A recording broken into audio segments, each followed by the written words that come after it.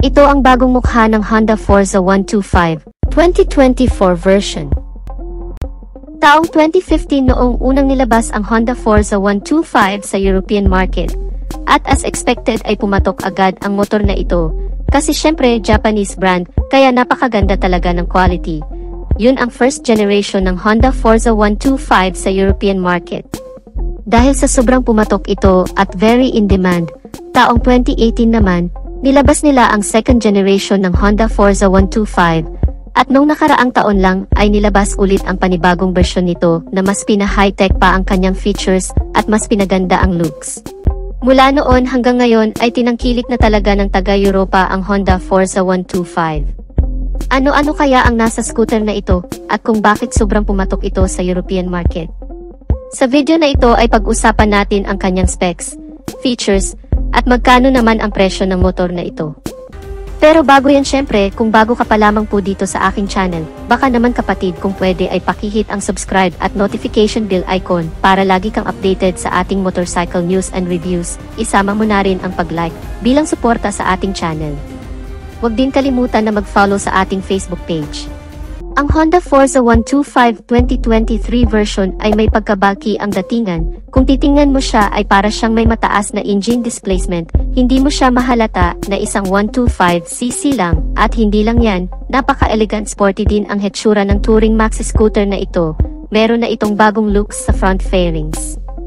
Ang headlight at daytime running light ng motor na ito ay hinango sa bigger brother nito na Honda Forza 750. Ang overall body shape niya ay parang may pagka-resemble sa Yamaha X-Max 300. Pang big bike ang pormahan. Napaka-unique din ng visor at side mirror niya sa harap na mas nakadagdag pa sa kanyang pagka-premium looks at ang kanyang malalapad na tire na bumagay lang talaga sa body design ng scooter na ito. Alamin naman natin ang engine specs ng motor na ito. Mayroon itong exact engine displacement na 124.9cc, single cylinder, 4-stroke, single overhead cam, Euro 5 compliant. Ang kagandahan din sa scooter na ito ay naka 4-valve na, at naka-liquid cooled naman ang kanyang cooling system. At kung ang ibang scooter ni Honda na under sa 125cc engine displacement ay naka-ESP lang, itong scooter na ito ay naka-ESP Plus na ang ibig sabihin ay mas advanced ang scooter kumpara sa ibang 125cc scooter ng Honda. Ang ESP Plus ay maraming function, ilan sa mga ito ay mas pinapatipid pa nito ang pagkonsumo ng gas, kahit pa sa mas mataas na engine performance, at mas pina-environmental friendly din o hindi siya masyadong harmful sa kalikasan, at kasama na nga sa functions ng ESP Plus ay ang programmable fuel-injected na tipid sa gas. Kasama din dyan ang technology na ECG o Alternating Current Generator, na mas pinapatahimik pa ang pag-andar ng makina, na halos wala ka nang maririnig na engine noise. Pagdating naman sa engine performance, ang kanyang maximum power ay 14.75 horsepower at 8,750 RPM, at ang kanyang maximum torque naman ay 12.2 Nm at 6,500 RPM. So pagdating sa kanyang engine performance ay medyo nakakagulat dahil sa ganito kaliit na engine, kaya pala mag-produce ng ganito kataas na horsepower at torque.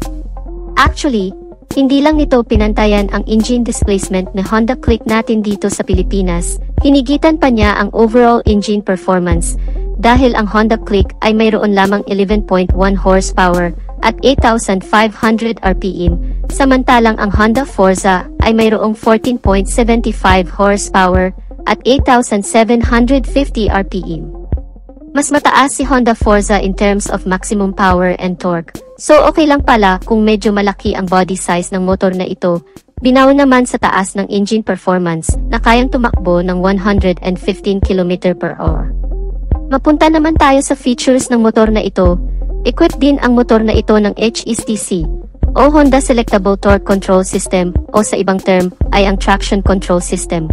So alam na natin kung ano ang function ng technology na ito. Ito yung technology na kung saan, kapag nakadaan ka sa mabuhangin, matubig, o madulas na kalsada, ay kinokontrol nito ang ikot ng gulong sa likuran, para synchronized pa rin ang ikot sa gulong sa unahan. Sa ganitong paraan, may iwasan ang pagka-lost traction na magresulta sa pagkadulas at pagkadisgrasya. Kapartner din ng system na ito ay ang pagkakaroon ng dual-channel anti-lock braking system, both front and rear brake. Ito naman yung nagpe-prevent na mag-lock ang disc brake kung sakaling may biglaang pagpreno na magre-resulta din sa pagkakadisgrasya. Ang main purpose ng mga features na ito ay for the safety sa ating mga riders.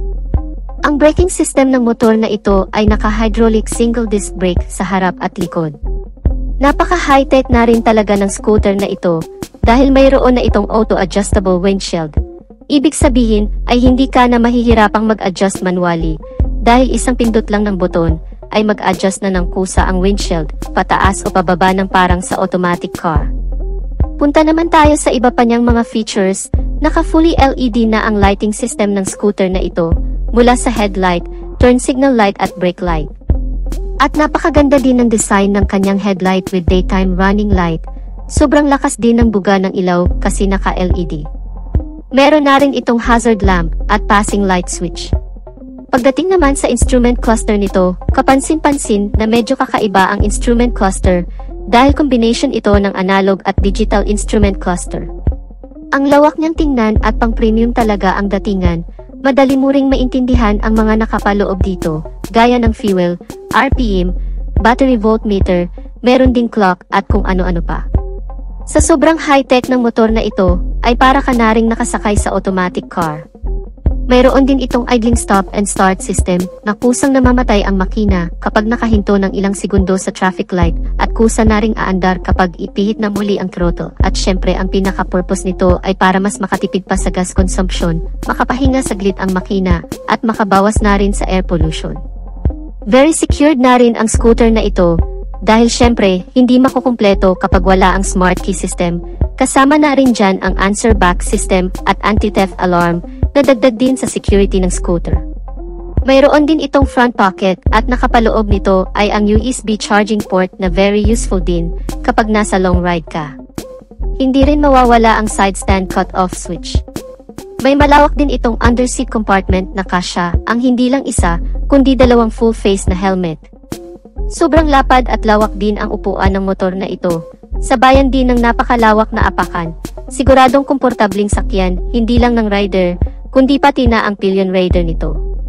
At kahit pa mag long ride ay hindi ka masyado makakaramdam ng ngalay dahil sa sobrang komportable ang scooter na ito. Kagaya din ng sa Yamaha NMAX, Aerox, at Honda PCX ay napaka-accessible na ang fuel tank ng motor na ito na nasa gitna. And speaking of fuel, mayroon naman itong fuel tank capacity na 11.7 liter. Di hamak na mas malaki pa ang tank capacity nito kumpara sa Honda PCX 160 at IDV 160. So goods na goods ito sa mga mahilig mag long ride dahil sobrang laki ng tangke nito. Advantage kasi ito para hindi ka na masyado mag stop over para magpagas. Ang engine oil capacity ay 0.9 liter. Mayroon naman itong average fuel consumption na 41 kilometers per liter. So sa type ng scooter na ito, na medyo malaki para sa isang 125cc, at may mataas na engine performance, ay masasabi natin na napakasulit at tipid na rin talaga sa gas consumption ang scooter na ito. Punta naman tayo sa tire size ng motor na ito. Mayroon itong 120/70R15 sa harap, 140/70R14 naman sa likod. So makapal-kapal din ang gulong ng scooter na ito, bumagay lang din sa body design. Advantage ito dahil mas stable ang riding, lalong-lalo na sa mga cornering dahil napakalakas ang kapit nito at mas stable din ito sa medyo rough road. So pati ang size ng gulong nito ay pang higher cc talaga, pang 300cc na maxi scooter. Proceed na tayo sa suspensions. Ang harap ay naka-telescopic fork at naka-unit swing with dual shock absorber naman sa likod. Body frame is underbond type. Dito naman sa kanyang overall dimensions, meron tayong 1,500mm na height, 2,140mm na length, 755mm na width, curb weight ay 162 kg. Medyo may kabigatan din talaga ang scooter na ito dahil sa kanyang laki, kapal ng mga fairings at sa mga gulong nito. Good news naman sa kanyang seat height dahil mayroon itong seat height na 780mm. Anyway, kaya pa itong i-handle ng nasa 5'3" ang height, pasok din ito sa height nating mga Pinoy. Ground clearance ay 145mm, Wheelbase ay 1,505mm. Dito naman tayo sa kanyang underseat compartment, meron itong 48 liters. Sa sobrang laki ng storage nito, ay magkakasya na, hindi lang ang isa, kundi dalawang full-face na helmet. Mayroon naman itong 4 na color variation na nilabas sa European market. Ito ay ang Matte Cynos Gray Metallic, Pure Falcon Gray, Matte Pure Pacific Blue, and Matte Carnelian Red Metallic. At ang price naman nito sa US dollar ay nasa $6,700 na kung direct nating convert sa Philippine peso ay pumapalo din sa 344,960 pesos. Kung mapapansin natin ay masyadong mahal, pang 300cc na scooter ang presyuhan ng motor na ito. Pero hindi ganyan ang presyuhan ng scooter na ito kung sakaling nandito na ito sa Pilipinas. Dahil sa Europe ay mataas talaga ang cost of living. Ito yung rason kung bakit mataas ang presyuhan nila sa European market. Dahil mataas din ang labor nila kumpara dito sa Pilipinas. Pero kung dito ito gawin sa Asia, I'm sure mababa din ang presyuhan ng scooter. Dahil mas mababa din naman ang labor. At isa pa, magkaiba ang tax natin sa Asia kumpara sa Europa.